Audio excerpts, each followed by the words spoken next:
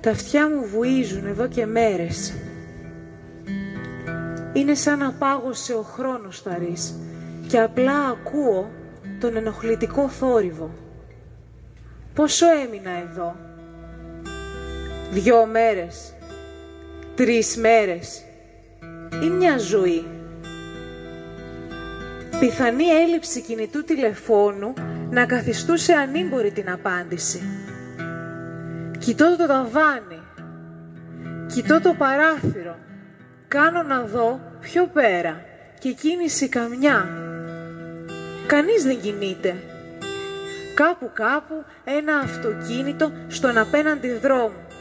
Τα αυτιά μου βουίζουν. Τι είναι αυτός ο θόρυβος? Αφουγκράζομαι να καταλάβω. Ναι, σαν να ξεχωρίζει η φωνή των τζιτζικιών. Ή μήπως είναι η δική μου, που μου λέει πως φεύγοντας από εδώ, ελευθερώθηκε η ψυχή μου.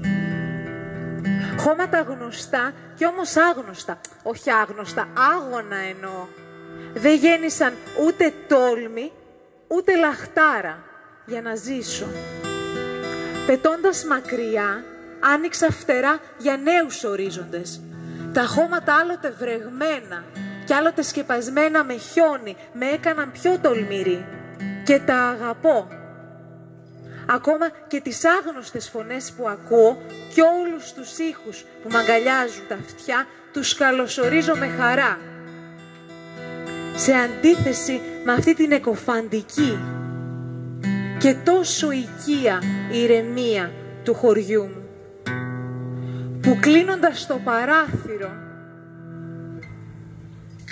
θαρρείς πως δυναμώνει